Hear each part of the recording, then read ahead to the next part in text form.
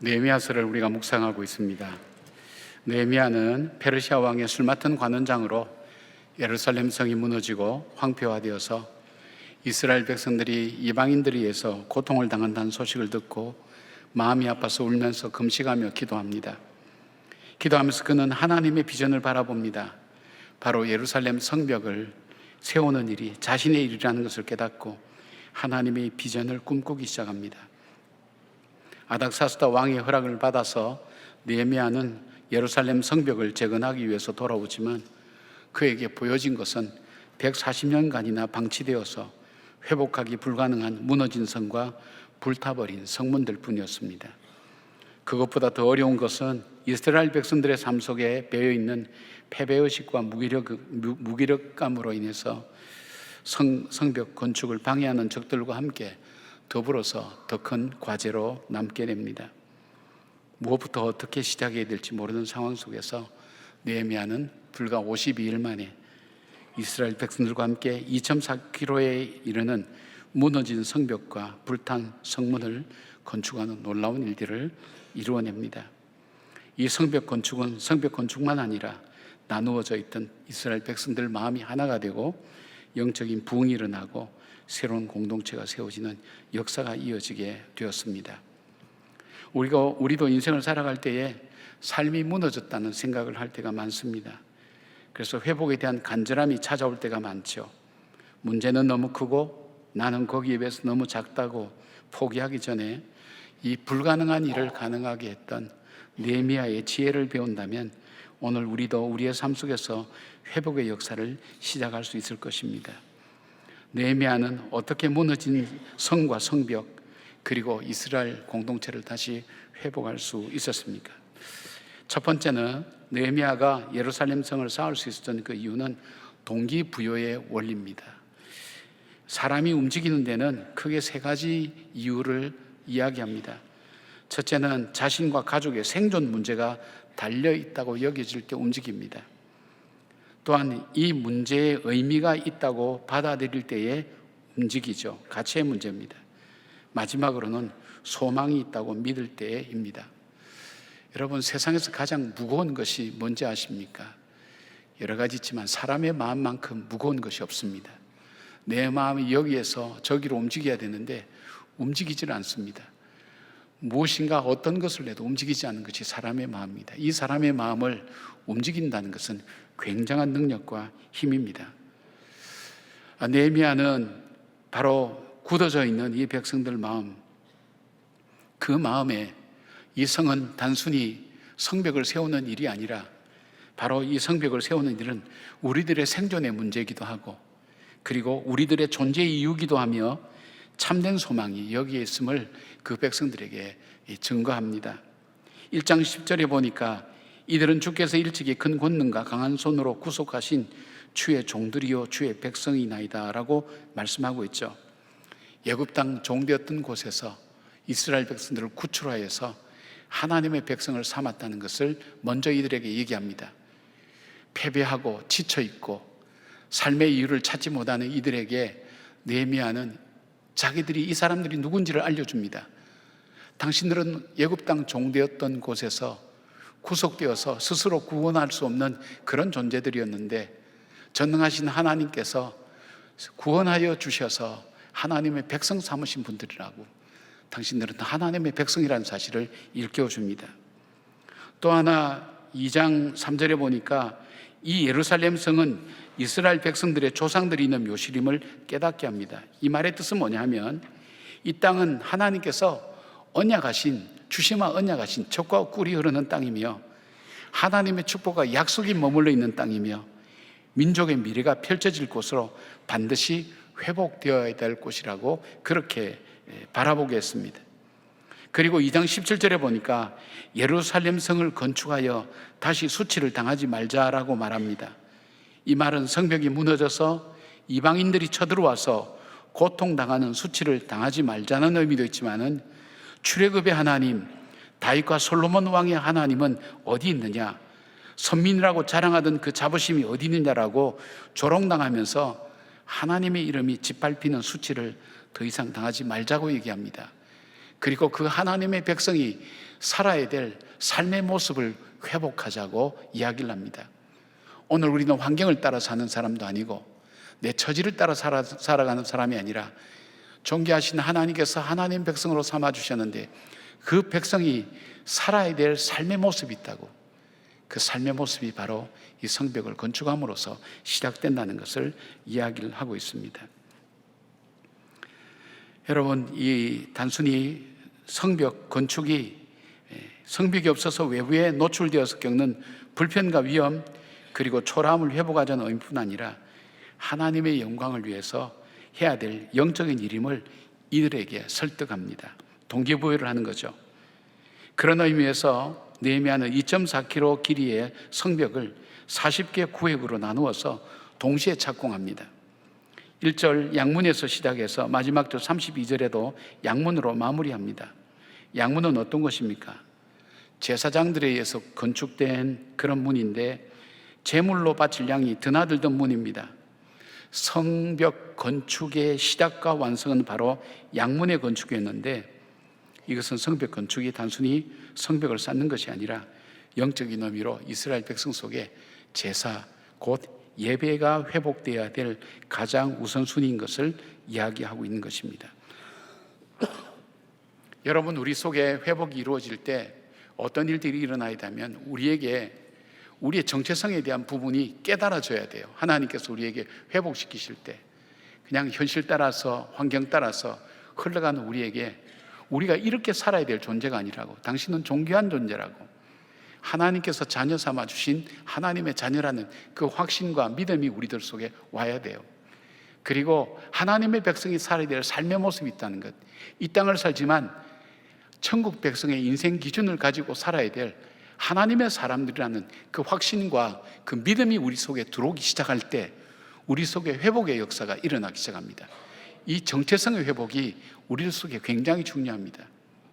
그리고 우리가 이 정체성의 회복이 단순히 우리의 삶이 좀 편안해지고 잘 살기 위한 것이 아니라 이 땅 속에 하나님의 백성으로 살아야 될 삶의 모습이 있다는 것을 회복하는 것, 그것이 가장 중요한데 바로 예배의 회복이야말로 우리가 회복해야 될 모든 것 중에서 가장 출발점이 되면서 완성이 된다는 것을 말씀하고 있습니다. 그러니까 우리가 정말 여러분이 다양한 일에 회복을 원하고 있는데 그 회복의 처음이 뭐냐면 예배가 회복돼야 된다는 것을 말씀하고 있습니다. 느헤미야의 이 동기부여의 감동을 받고 참여한 사람들 중에 특별한 사람들이 있는데 예루살렘과는 별로 관계도 없고 거리도 멀어서 별로 이렇게 영향을 받지 않는 사람들도 참여했습니다. 예루살렘으로부터 드고아는 10km 정도 떨어져 있고요, 여리고는 25km, 기브온은 8km, 미스바는 8km 정도 떨어진 곳에 사는 사람들이 함께 성벽 건축에 참여하였습니다. 사람이 자기 이해관계가 얽히지 않으면 움직이지 않습니다. 그러나 이들은 느헤미야의 말씀에 그들이 깊은 감동을 받았어요. 자기의 정체성을 깨닫게 된 거예요. 그리고 이 성벽 쌓는 것은 하나님의 영광을 위해서 하는 일이라는 것을 그들이 받아들이게 될 때에 그들은 먼 거리에 있었지만 와서, 그리고 이 성이 건축된다고 자기들에게 큰 영향을 주거나 현실 생활에 유익을 주는 것은 아니지만 그러나 하나님의 거룩한 일을 위하여 그들이 함께 참여하면서 이 성벽 건축에 나서는 것을 보게 됩니다. 루터의 종교개혁이 역사와 삶의 변화에 큰 영향을 준 것이 있는데 그것은 만인 제사장설과 직업 소명론일 것입니다. 중세에는 거룩한 일과 일상적인 일이 하나님 일과 세상 일이 나누어져 있었습니다. 그러나 이 만인 제사장설은 우리의 일상과 직업이 신앙과 직접 연결되어 있는 영적인 일이라는 사명의식을 일깨워 주었습니다. 비록 세상적인 일이라 할지라도 그 동기와 중심이 하나님의 영광을 위한 것이라면 거룩한 일이라는 개념으로 바뀌었습니다. 루터의 사상을 잘 요약한 글 중에는 하녀가 믿음으로 젖소에 젖을 짜는 것이 세속적인 것이 아니라 하나님을 영화롭게 하는 일이라는 것입니다. 좀 더 쉽게 말씀드리면 제가 여기에서 하나님 말씀을 증거하고 교회 사역을 하고 열심히 하나님 일을 하지만 제 마음속에 제가 개인적인 이기적인 생각이나 욕심과 욕망에 의해서 일을 한다면 그것은 거룩한 일을 하고 있음에도 불구하고 이것은 거룩한 일이 아니라 세속적인 일이라는 것입니다. 그러나 세속적인 일, 쉽게 말하면 여러분이 직장 생활하고 자녀 기르고 그 다음에 사람들을 만나고 하는 일상적인 일이라 할지라도 그 초점이 하나님께 영광이 되고 또 하나님을 위해서 살아가는 삶이 된다면 그 일상이 그냥 단순한 일이 아니라 거룩한 일이 된다는 것입니다. 하나님이 영광 받으신 일이 된다는 것입니다. 그 일이 하나님께서 내게 맡겨준 사명이 된다는 것입니다. 여러분의 일상을 한번 돌아보십시오. 흔히들 회사에서 일하고 집에서 살림살이하고 공부하고 사업하는 것, 이 모든 일이 세속적인 일이라고 그렇게 얘기들을 많이 합니다. 오래전에 약국을 경영하시는 한 분이 저에게 상담을 해왔어요. 목사님, 저는 약국 한다고 일평생 보냈는데 이제 이 일 그만두고 제가 정말 주의 일 좀 하기를 원합니다. 신방도 다니고 좀 열심히 또 주님 원하신 일을 그렇게 하기를 원합니다. 그래서 제가 그렇게 하시면 안 된다 그랬어요. 지금 성도님이 하고 계신 일, 약을 사러 오는 사람에게 따뜻하게 맞이해주고 약에 대한 효용도 잘 설명해주고, 그리고 그 사람들이 약을 사러 왔지만 사실 아파서 필요해서 왔잖아요. 그 마음을 어루만져주고, 할 수 있다면 그 따뜻함으로 그들을 보듬어주면서 기회가 되면 하나님 말씀을 전하는 일, 그 일이 하나님께 주신 가장 중요한 일입니다. 아무나 약사가 되는 건 아니지 않습니까? 가장 하나님께서 맡겨주신 귀중한 일입니다. 그 말에 감동을 받았는지 그분이 약국을 그만두지 않고 그 건강이 허락할 때까지 계속했던 기억이 납니다. 마찬가지입니다. 여러분이 자녀를 기르고 내 사업을 하고 생활하는 이 부분이 그냥 먹고 살기 위해서 하는 일이라면 세속적인 일이 맞습니다. 그러나 이 일이 하나님께서 내게 맡겨주셨다, 내게 줄로 지어준 구획과 마찬가지로 나에게 허락하신 하나님의 일이다, 이 믿음 가지고 내가 하나님의 영광을 위하여 이 일을 하고 하나님께서 나에게 말씀하신 대로 그 말씀을 따라 오늘 나를 하나님 말씀 앞에 순종하며 살아가며 그 일을 감당할 때 그런 평범한 일상이 아니라 하나님의 거룩한 일, 영적인 일이라는 것입니다. 이걸 깨닫게 될 때부터 우리에게 진정한 회복의 역사가 시작되는 것을 보게 됩니다. 골로새서 3장 17절을 보니까 또 무엇을 하든지 말에나 일에나 주 예수의 이름으로 하고 그를 힘입어 하나님 아버지께 감사하라 그랬고, 23절에 보면 무슨 일을 하든지 마음을 다하여 주께 하듯 하고 사람에게 하듯 하지 말라고 그렇게 말씀합니다. 하나님의 다스림을 받고 주님이 기뻐하시는 삶으로 감당해 나간다면 이것이 바로 거룩한 일이며 하나님 나라가 삶 속에서 세워져 가는 일이라는 것입니다. 더 피부에 와닿는 말씀을 드린다면 여러분이 예배 시간에 옆 사람하고 인사하는 것, 이것이 정말 인사해야 되고 반가우니까 하는 그런 마음이 아니라 인사를 통해서 하나님의 사랑이 나누어지고, 또 이분이 어떤 상황이 있는지 몰라요. 나의 표정과 나의 인사를 통해서 이분에게 어떤 하나님의 메시지가 전달될지 알지 못해요. 그런 마음으로, 사랑하는 마음으로 우리가 인사한다면 인사는 거룩한 인사입니다. 세상 사람들이 얘기하는 그런 인사가 아닙니다. 성도 간의 진정한 교제가 되는 것입니다. 바로 이 일이 하나님께서 내게 맡겨주신 일이라는 것. 그래서 여러분의 일상이 영적인 일이요 거룩한 일이라는 것을 깨닫는 것, 바로 느헤미야가 성벽 건축하는 것이 우리의 생존을 위한 문제가 아니라고, 그것만 있는 것이 아니라고, 이 일을 통해서 하나님께서 영광을 받으시고 또 하나님의 아름다운 공동체가 세워져 나간다는 것을 깨닫게 될 때에 회복의 시작은 이루어진 것을 봅니다. 그런 회복의 축복이 여러분의 있기를 주의 이름으로 축원합니다. 두 번째로 느헤미야가 예루살렘 성을 짧은 시간 동안에 그렇게 쌓을 수 있었던 것은 연합의 원리였습니다.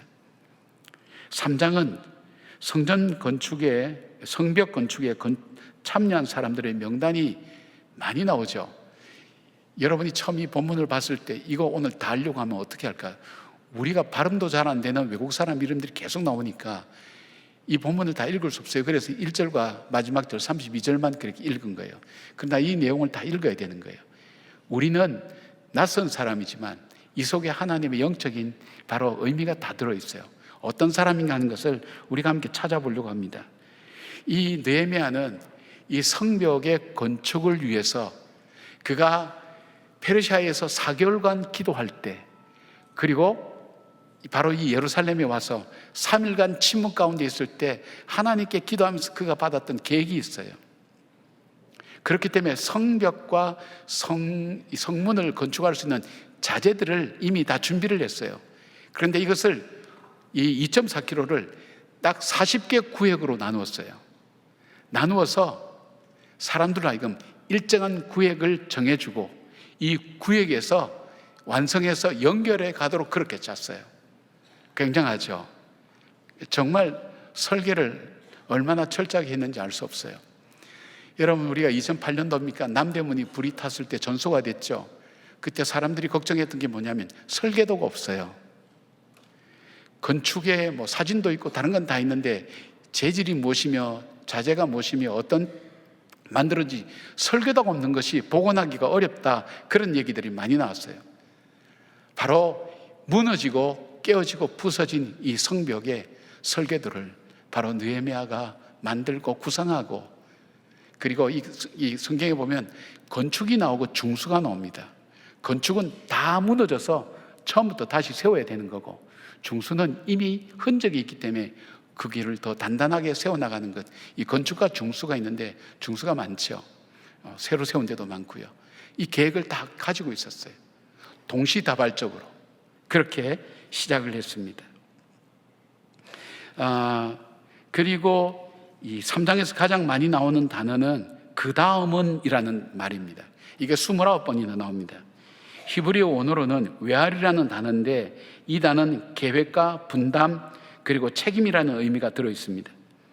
이처럼 예루살렘 성벽 재건은 사람들이 자기가 맡은 구역을 정해서 일을 분담하고 서로 구간을 이어가며 일하는 모습을 기록하면서 계획에 따른 배치와 책임, 질서가 있는 연합된 공동체의 모습을 보여주고 있습니다. 혼자서는 할 수 없는 일입니다. 단시간에 이렇게 할 수 없는 일입니다. 이런 계획과 그리고 전략을 가지고 있지 않다면 할 수가 없었을 것입니다. 모든 백성이 연합하여 각자의 자리에서 맡은 일을 감당할 때에 무려 140년간이나 방치되었던 이 성벽이 단 50일 만에 완성될 수가 있었습니다.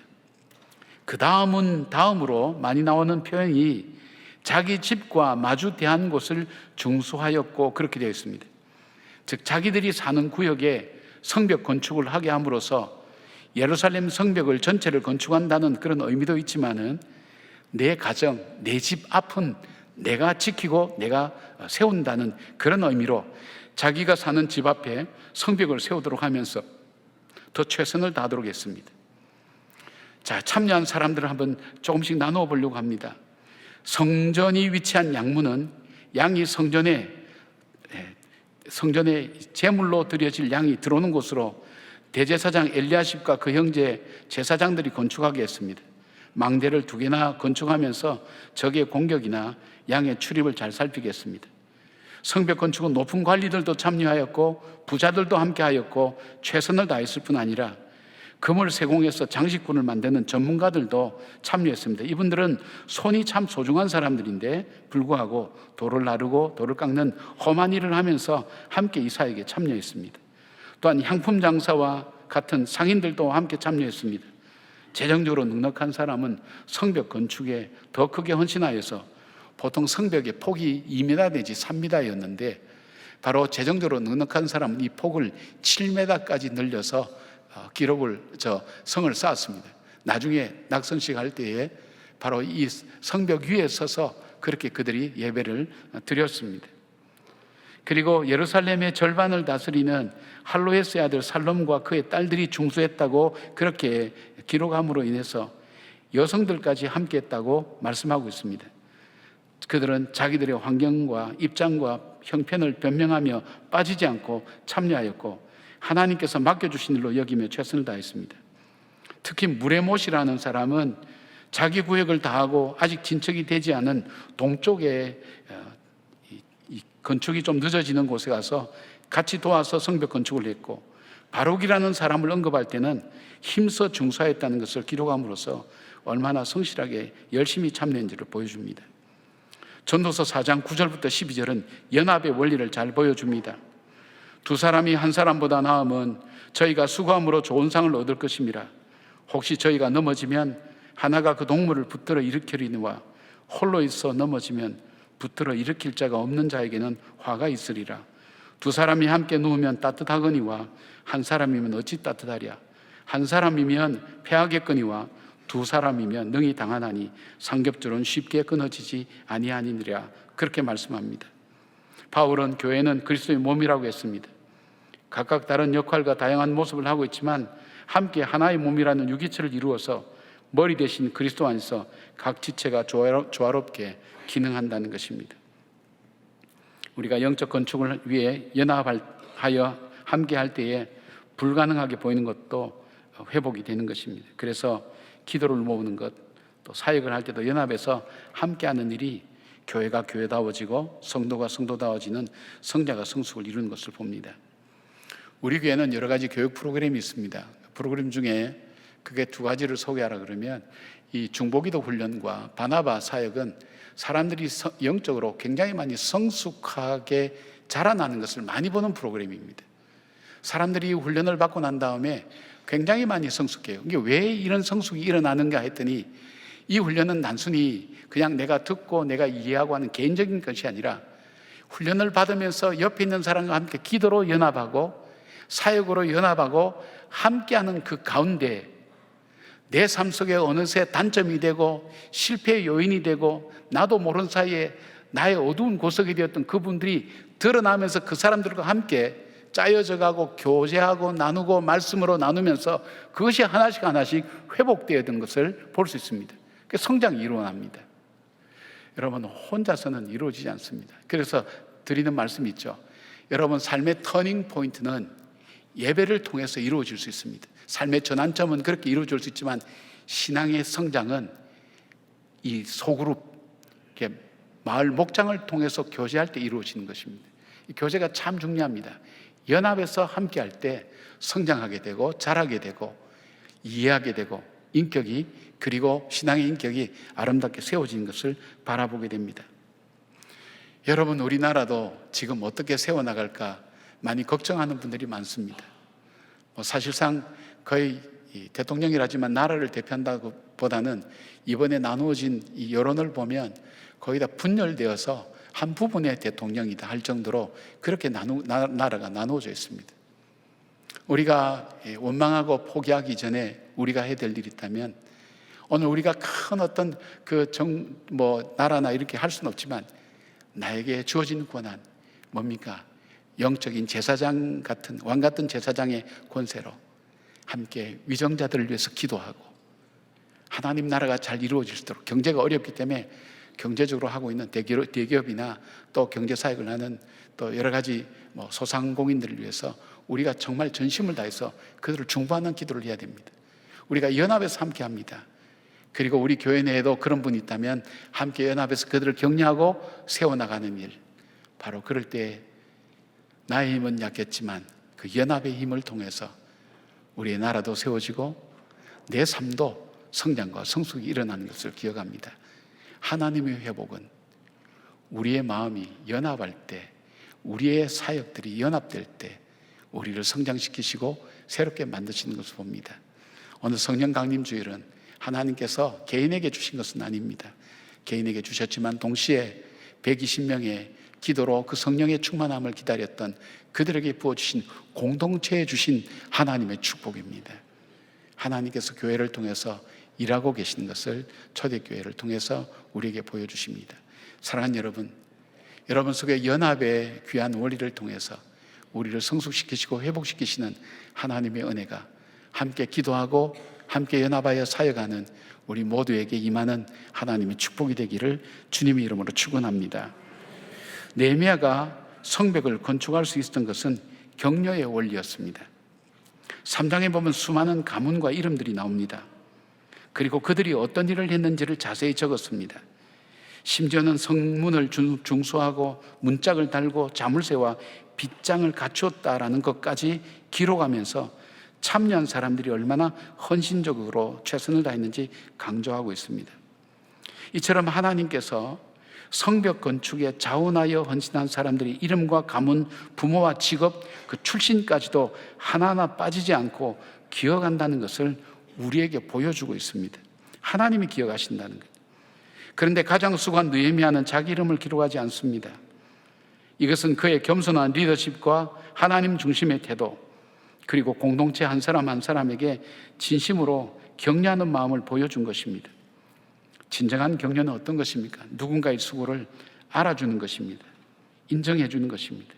느헤미야는 자신을 감추고 다른 사람의 헌신을 드러냄으로써 그들을 세워 주었습니다. 그들이 완성되었을 때 이름을 다 기록하고 하는 일 다 기록한 것만이 아니라 그들이 일하는 것을 낱낱이 보지 않았겠습니까? 다니면서 쭉 공사하는 거 보지 않았겠습니까? 공사할 때 어떻게 했을까요? 그들이 힘내서 일할 수 있도록 격려하고 함께하고 용기를 주는 일들, 이제 뒤에서 우리가 계속 살펴볼 것입니다. 그렇게 함으로 인해서 그들로 하여금 그 성벽 건축에 최선을 다할 수 있도록 했던 것을 보게 됩니다. 사랑하는 여러분, 하나님께서도 우리를 향해 초점을 맞추고 어려움 속에 믿음으로 살려고 몸부림치는 여러분들, 사람들은 알아주지 않는다 할지라도 하나님은 반드시 기억하시고 그 생명책과 행위록에 기록하시고 갚아주신다는 것을 우리에게 말씀해 주십니다. 하나님의 회복의 역사를 우리에게 말씀해 주십니다. 내가 믿음으로 살려고 몸부림치는 바로 그 삶의 모습, 사람들이 볼 때는 부족한 것 같고 알아주지 않는다 할지라도, 사람들은 모른다 할지라도 하나님은 잊지 않고 기억하신다는 것입니다. 그 하나님이 어느 정도까지 기억하신가 하면, 사람이 어찌 자기 태에서 난 자식을 잊겠으며, 이게 이사야 49장에 나오는 말씀이에요. 자기 태에서 난 자녀를 잊어버리는 어머니는 없습니다. 그런데 성경은 이렇게 말씀합니다. 그들은 혹 잊을지라도 나는 너를 잊지 아니할 것이라. 그리고 내가 너를 내 손바닥에 새겼다고 그렇게 말씀합니다. 하나님께서 기억해 주신다는 것입니다. 신약에는 이방인이었지만 최초로 복음을 받아들인 고넬료의 이야기가 나오죠. 그는 아무도 알아주지 않는 이방인 그리스도인이었습니다. 유대인조차도 인정하지 않았지만 하나님 중심으로 경건하게 살았던 사람입니다. 그런데 하나님께서 고넬료가 기도할 때에 사도행전 10장 31절에 천사를 보내셔서 말합니다. 고넬료야, 하나님이 내 기도를 들으시고 내 구제를 기억하셨다. 얼마나 축복된 말씀입니다.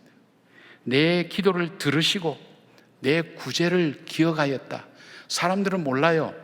내가 기도하는 것 잘 몰라요. 내가 구제하는 건 몰라요. 근데 하나님은 보고 계셨다는 거예요. 그래서 어떻게 했어요? 욥바에 있는 베드로를 초청하라 그랬어요. 이방인에게 가지 않았어요. 그런데 초청했어요. 베드로가 왔어요. 베드로가 오도록 하나님 만들어 주셨어요. 환상을 통해서. 그리고 베드로가 이렇게 깨닫잖아요. 아, 하나님은 사람을 외모로 보시지 않는구나. 이방인이라 할지라도 동일한 하나님의 성령의 은혜가 내리는구나. 그 깨달음을 통해서 이것이 무엇입니까? 이방인의 선교의 첫 문을 여는 계기가 되었습니다. 왜요? 하나님이 기억하여 주셨기 때문입니다. 1960년대에 미국 나사 이 우주 개발 사업은 우주 비행사와 같은 정말 화려한 영웅들이 많이 있었습니다. 그러나 이들 영웅 뒤에 이 우주 개발 사업이 성공할 수 있도록 뒤에서 보이지 않는 곳에서 컴퓨터처럼 계산하고 도운 흑인 여성 수학자들이 있었습니다. 당시 인종차별이 심하였을 그런 당시이기 때문에 이들의 활동과 활약에 대해서는 조명되지 않았습니다. 묻히는 것 같았습니다. 그런데 수십 년 후에 2016년에 히든 피겨스라는 실화를 바탕으로 한 영화가 만들어지면서 이들의 역할을 재조명하게 된 것입니다. 이들이 없었다면 우주 개발 사업은 할 수 없었을 것이라고 그들은 이야기합니다. 뒤에 나사가 공식적으로 감사의 명패를 세워서 이들의 수고 헌신을 인정하고 격려했습니다. 이 영화의 주제는 천재성에는 인종이 없고 강인함에는 남녀가 없으며 용기에는 한계가 없다는 그런 주제를 담고 있습니다. 알아준다는 것, 얼마나 귀하게 격려가 되는지 모릅니다. 여러분 가끔 여기 강사로 오셔서 뭐 얘기하든지 그럴 때 자기가 뭐 미국에서 공부할 때라든지 뭐 미국에서 목회할 때든지 이런 얘기하면 좀 역겹잖아요, 그죠? 요즘 미국 안 갔다 와본 사람 어디 있어요, 그죠? 근데 뭐 자랑하듯이 얘기할 때 정말 좀 듣기가 좀 민망할 때가 있거든요. 제가 미국에서 목회할 때 일입니다. 교회 이제 부임하고 짧은 시간 안에 하나님 은혜로 교회가 급성장하게 됐습니다. 그러니까 한 50명 되던 교회가 뭐 그렇다고 해서 대단히 큰 교회도 아니고 130명 정도까지 성장하게 됐는데, 이제 문제는 뭐냐면 교인들을 잘 서로가 알지를 못합니다. 뭐 서로 보면 알지만은 자세히 잘 알지 못합니다. 그래서 당회에서 수련회를 하자고 그렇게 해서 1박 2일 동안 기도원이죠, 리트리트 센터를 완전히 빌렸습니다. 교섭 섭외하는 일들, 프로그램 짜는 일들, 뭐 교역자가 뭐 별로 없었기 때문에 그런 일들을 했습니다. 교인이 130명 정도 되는데 제가 126명을 그 수련회에 모시고 갔어요. 여러분 놀라지도 않네요. 한국 방문한 사람이나 병원에 입원한 사람 외에는 다 데리고 간 거예요. 2번, 3번 찾아가서 회비 내주면서 그렇게 가자 그랬어요. 다 갔어요. 갔을 때 가서 예배 드리고 그렇게 하지 않았어요. 공동체 프로그램을 했어요. 방을 한 10개 만들고 그룹을 한 10개 만들어서 이 1박 2일 동안 이 방을 다 돌게 만드는 거예요. 그러니까 심지어는 간식 먹는 방도 있었어요. 간식 먹는 방에는 그냥 간식 먹도록 하지 않고 긴 젓가락을 두어서 이 방은 젓가락을 통해서만 먹도록 돼 있어요. 그럼 서로가 먹여주지 않으면 안 되는 거예요. 이게 이제 공동체 훈련하는 거예요. 그리고 또 하나 감동적인 일이 하나 있었는데, 그것은 뭐냐면 사람들을 한 사람씩 어깨에 메고 그 기도원 그 리트리트 센터를 2층으로 올라가고 내려가고 하면서 한 바퀴 쭉 돌고 한 사람씩 그렇게 한 다음에 모여서 느낌이 어떠했느냐 하는 것을 이렇게 서로 주고받는 그런 프로그램이었어요. 그런데 거기에 장로님 한 분 계셨는데, 이분은 한국에서 초등학교 교장선생님을 하셨던 분이에요. 이분은 웃는 것을 못 봤어요. 그리고 당회하다가도 갑자기 때려치워 이러면서 탁 나가시는 분이에요. 무서운 분이에요. 교인들도 무서워해요. 뭐 웃는 거 별로 없어요. 근데 이 장로님을 이렇게 떡 들고 이렇게 쭉 이렇게 내려왔는데, 이 장로님이 그때 얘기를 하는 거예요. 이분이 미국에 처음 이민 와서 얼마 되지 않아서 자기 딸이 이혼하고 여러 가지 생활고에 있으면서 스스로 목욕탕에서 목을 메어서 이 극단적인 선택을 한 거예요. 그것을 이 아버지가 본 거예요. 아버지 마음이 턱 막혔죠. 말할 이유도 없고 남한테 얘기할 수도 없고, 그 딸이 남겨놓은 그 아들, 우리는 저 아들이 막내치고는 너무 어리다고 생각했는데 아들이 아니라 외손자였어요. 아무한테도 말을 하지 않고 가슴에 묻어두고 있었어요. 그리고 거기에서 마음을 열은 거예요. 울면서 사람들이 전부 다 눈물바다가 됐어요. 그리고 또 이제 마지막 프로그램은 모의 장례식을 했어요. 모의 장례식. 서로 관 속에 안 들어가려고 이 장로님 들어가시라고. 한 장로님이 할 수 없이 들어갔어요. 들어가니까 그 어머니 권사님 오셔서 왜 하필 네가 들어가느냐 그러면서 울고 막 그랬어요. 그러니까 장례식이니까 그 울음이 훨씬 더 장례식을 풍성하게 만들었어요. 모의 장례식. 그리고 숲에 가서 조용하게 묵상하면서 하나님과 기도하게 하면서 그 프로그램을 마지막으로 해서 토요일 날 오후에 늦게 마쳤어요. 저는 이제 청년 몇 사람과 뒷정리를 하고 와서 집에 와서 이제 이 설교 준비하고 잠깐 잠을 자고 이제 예배에 나간 거예요. 1부 예배, 2부 예배에 있었으니까 1부 예배 마치는데 교인들이 대하는 게 다르잖아요. 어제 가까이 만나고 대화했으니까 얼마나 반갑게 만나요. 기쁘게 만나고 활력이 넘치고 대화도 많아지고요. 정말 초대교회 공동체가 이런 거였구나 하는 그런 마음을 가졌어요.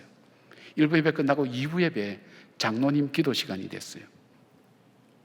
이 장로님 기도가 이상하기 시작하는 거예요. 저는 웬만한 기도 시작에 대한 것은 다 들어봤어요.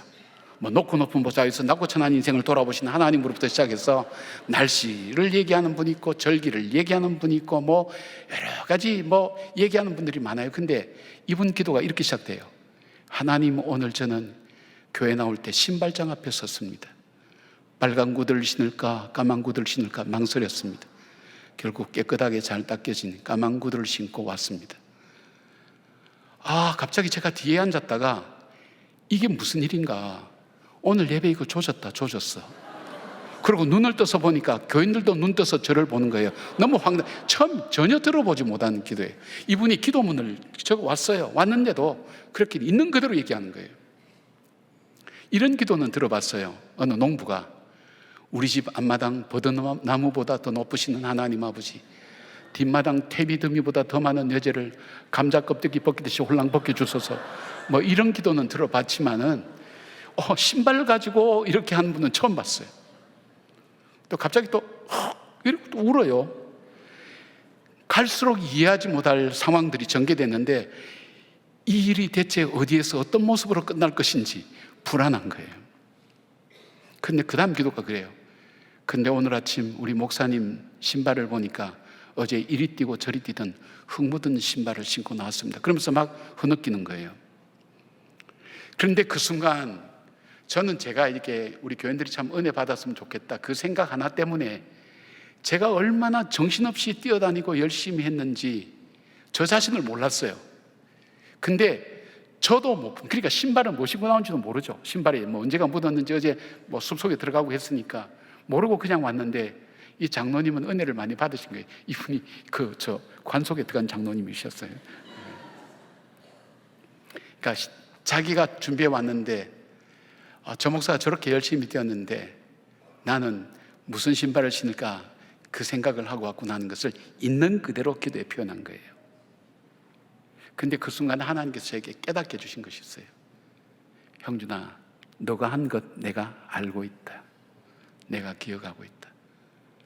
여러분, 이게 가슴에 꽉 부딪히는데 피곤이 싹 사라지면서 하나님 알아주셔서 감사합니다. 그러면서 어떤 마음이 들어오는가 하면 하나님, 제가 열심히 할게요. 이 사람들 참 사랑할게요. 그 다음 기도가 더 중요합니다. 이 장로님 기도가 궁금하시죠? 하나님, 내일 당장 신발 한 켤레를 목사님 사드리겠습니다. 그래서 엘칸도 구dun간 그걸 제가 다음날 사주셨어요. 제가 받은 선물 중에 그렇게 참 의미 있게 받은 선물은 몇 안 되는 중요한 선물 중에 하나입니다. 참 마음에 이렇게 알아준다는 것, 그것도 사람이 아니라 이 알아준 장로님을 통해서 하나님께서 내가 하는 것을 알고 계신다는 것, 얼마나 격려와 힘이 된지 모릅니다. 지금도 힘들고 어려울 때 많죠. 목회하다 보면 여러분 보면 강단에 서고 이렇게 뭐 사람들이 목사님 하니까 여러분 좋아 보이죠. 사실 참 외롭습니다. 외롭지 않으면 이 자리를 지켜낼 수가 없습니다. 이 사역을 할 수가 없습니다. 제가 외롭지 않게 하려고 하는 순간 저의 본질은 잃어버립니다. 이거 헛된 일이 아닐까? 이렇게 한다고 무슨 누가 알아주기나 할까? 그런 마음이 들어가는데 그때마다 이때를 생각해 봅니다. 하나님께서 알고 있다고. 여러분, 내가 이 어려운 환경 가운데 사람들이 볼 때 넌 예수 믿는데도 왜 그러니? 그런 얘기 들으면서 몸부림치고 바둥바둥 하는데도 불구하고 믿음으로 살아내려고 한번 몸부림치면서 그렇게 살아가는 삶, 누가 알아주지도 않아요. 알지도 않아요. 얘기할 수도 없어요. 하나님은 알고 계신다는 거예요. 알아주신다는 거예요. 이것이 확인될 때, 여러분, 이것이 내 마음속에 확증으로 다가올 때 우리 삶에 새로운 용기가 일어납니다. 다시 시작할 수가 있습니다. 회복의 역사입니다. 바로 느헤미야는 바로 이 기록 하나하나를 남김으로 인해서 사람들의 마음을 알아주고 이해해주고 도와주고 용기를 낼 수 있도록 하나님께서 느헤미야를 통해서 역사하신 것을 보게 됩니다. 이 느헤미야의 모습이 바로 우리 예수님 표상과 마찬가지입니다. 바로 우리에게 일깨워줍니다. 내가 누군지. 은혜 받았다 얘기는 그겁니다. 내가 누구인 줄 알았습니다. 그래서 나 같은 죄인이 용서함 받아서 이 찬송 부르는 거, 하나님의 은혜로 있을 데 없는 자 왜 구속하여 준지 알 수 없다. 이 찬송 부르는 이유가 뭐냐면 깨달았다는 거예요. 내가 어떤 사람인지.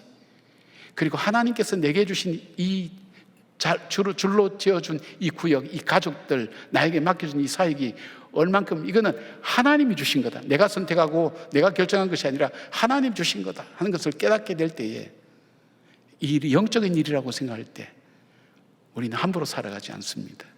쉽게 하지 않습니다. 하나님 나에게 맡겨주신 일로 여길 때 회복의 역사가 일어납니다. 그리고 공동체 안에서 서로가 회복이 이루어집니다. 저 사람을 통해서, 서로를 통해서 하나님 서로 세우시고 이렇게 가시는 교회의 역사처럼 우리를 이렇게 세워나가십니다. 그리고 하나님이 보고 계시고 알고 계신다는 것, 반드시 응답하신다는 것, 그 확신과 믿음 붙으시고, 여러분이 어떤 삶의 무너짐이 여러분 삶 속에 있는지 알 수 없지만, 그러나 그 삶 속에서 하나님이 알고 계신다는 것, 기억하고 계신다는 것, 여러분 꼭 잊지 마시고, 제일 먼저 하나님과의 관계, 예배의 회복부터 시작하시는 여러분 되셔서 느헤미야처럼 귀하고 복된 일 이루어 가시는 우리 모두가 되기를 주님의 이름으로 축원합니다. 아멘. 기도하겠습니다. 양문에서 시작해서 양문으로 마친 성벽 건축, 제물을 드릴 양들이 들어오는 그 문을 처음으로 마지막으로 두어서 진정한 회복은 바로 예배로부터 회복이 일어난다는 것을 말씀하여 주신 하나님, 우리의 삶 속에서 예배를 향한 우리의 마음이 먼저 회복되게 하시고 하나님과의 관계가 회복되게 하시며, 이 관계를 통해서 가족의 문제들도 사업의 문제들도 하나님이 이 나라와 이 민족을 향한 하나님의 계획도 회복되는 역사가 일어날 수 있도록 하나님 붙들어 주시기를 원합니다. 우리는 잘 알지 못합니다. 힘도 미약합니다. 우리에게 주어진 일은 너무나 큽니다. 낙심하지 않고 기도를 모으게 하시고 서로 사랑을 모으게 하시고 비전을 모으게 하셔서 하나님, 우리가 할 수 있는 최선 다해서 함께 기도할 때, 함께 동력하고 사역하고 격려할 때에 우리 하나님 알고 계시고 이루어 주신다는 그 믿음 붙들고 낙심하지 않고 포기하지 않고 다시 일어설 수 있는 주의 성도들 되게 하여 주시옵소서. 예수님의 이름으로 기도드리옵나이다. 아멘.